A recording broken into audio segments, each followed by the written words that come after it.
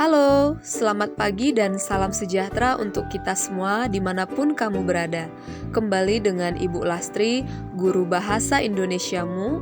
Pada hari ini kita akan membahas mengenai materi teks pidato persuasif di kelas 9. Adapun teks pidato persuasif kali ini kita akan membahas dua hal, yaitu mengenai struktur dan ciri kebahasaan. Sesuai dengan tersebut, tujuan pembelajaran kita yaitu mampu menentukan struktur pidato persuasif dan mampu menentukan ciri kebahasaan yang ada pada pidato persuasif. Adapun pengertian pidato persuasif yakni sebagai berikut ini. Pidato persuasif adalah pesan yang disampaikan oleh seorang pembicara untuk memengaruhi pilihan halayak melalui pengondisian, penguatan, atau pengubahan tanggapan atau respon mereka terhadap gagasan, isu, konsep, atau produk. Untuk selanjutnya, kita harus mengetahui sebenarnya apa tujuan pidato persuasif, yakni bertujuan ingin mengajak atau membujuk kepada pendengar. Contohnya pidato kampanye atau keagamaan. Misalnya, toleransi beragama kunci persatuan nasional dan menabung untuk masa depan.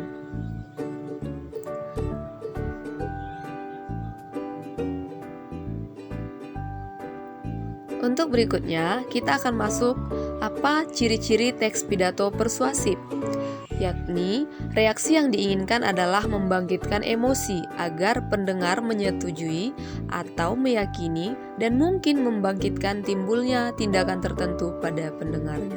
Yang kedua, cirinya adalah bersifat mendorong ataupun mengajak pembaca atau pendengar.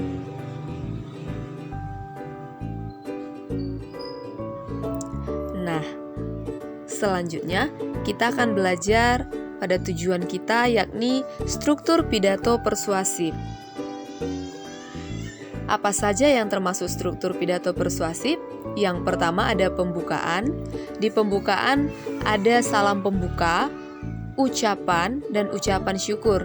Di pembukaan juga boleh kita cantumkan judul pidato persuasif yang akan kita bawakan. Selanjutnya ada yang kedua, isi pidato. Isi pidato adalah bagian yang penting karena dalam isi mengandung inti dari sesuatu yang akan disampaikan dan dibicarakan. Nah, pada bagian ini orator akan menjelaskan secara detail dan juga jelas mengenai apa yang disampaikannya kepada pendengar. Yang ketiga, penutup pidato. Penutup itu biasanya berisi kesimpulan, harapan, permintaan maaf, dan salam penutup. Bagian berikutnya, tujuan kita adalah mengetahui ciri-ciri kebahasaan pidato persuasif. Apa sajakah itu? Yang pertama, tentu saja kalimat aktif. Kalimat aktif adalah kalimat yang subjeknya melakukan tindakan, kemudian diungkapkan dalam predikat. Berdasarkan keberadaannya, objek kalimat ini dibagi dua jenis, yaitu pertama, aktif transitif. Aktif transitif mengharuskan adanya objek dan kalimat selalu bisa kita ubah menjadi pasif. Contoh, Komar sedang memperbaiki sepeda. Perdi mengendarai mobil. Jika dipasifkan, sepeda sedang diperbaiki oleh Komar. Mobil dikendarai oleh Ferdi. Yang kedua, ada kalimat aktif intransitif. Artinya adalah kalimat intransitif tidak bisa diubah menjadi pasif. Dengan kata lain, kalimat ini berdiri tanpa adanya objek. Contoh, Adi bermain kelereng, ia menangis terseduh-seduh. Kedua kalimat di atas tidak bisa diubah menjadi pasif. Berikutnya, ciri-ciri kebahasaan pidato persuasif, yakni adanya kata tugas. Kata tugas adalah kata yang hanya memiliki arti gramatikal dan tidak memiliki makna leksikal, sehingga maknanya bisa menjadi jelas jika dihubungkan dengan kata lain. Berikut ini adalah contoh-contoh kata tugas, seperti preposisi atau kata depan, konjungsi atau kata hubung, artikula atau kata sandang, interjeksi, kata seru, dan partikel penegas.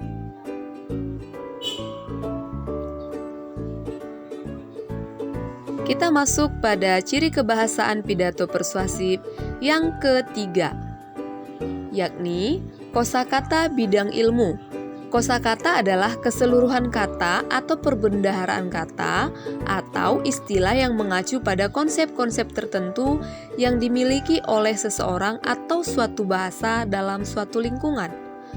Contoh kosakata bidang ilmu, ilmu alam misalnya kita sebut fisika, kimia, gravitasi, dan lain-lain. Untuk ilmu budaya, kita bisa pakai contoh juga yang berhubungan dengan kata ilmu budaya. Nah, ciri-ciri kebahasaan pidato persuasif yang keempat, yakni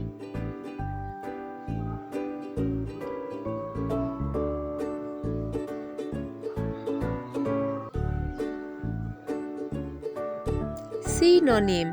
Tentu kamu sudah tidak asing dengan sinonim. Sinonim adalah kata yang memiliki bentuk berbeda namun memiliki arti atau pengertian yang sama atau mirip. Sinonim bisa disebut juga dengan persamaan kata atau padanan kata. Berikut contohnya. Ciri-ciri kebahasaan pidato persuasif yang berikutnya adalah kata benda abstrak. Kata benda abstrak yaitu kata benda yang tidak dapat diungkapkan dengan panca indera. Yang termasuk kata benda abstrak yaitu nama keadaan, nama pekerjaan, nama sifat, nama ukuran, nama panggilan. Berikut adalah contoh-contohnya.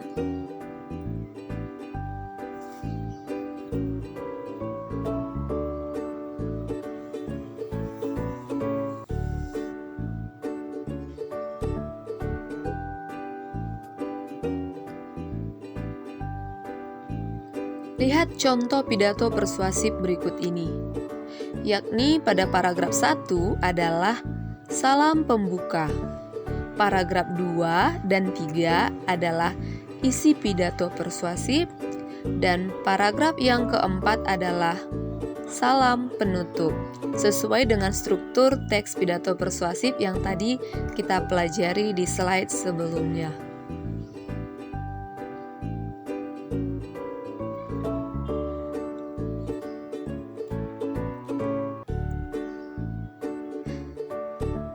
Namun, teks pidato persuasif yang sebelumnya kamu bisa sesuaikan dengan yang kamu perlukan.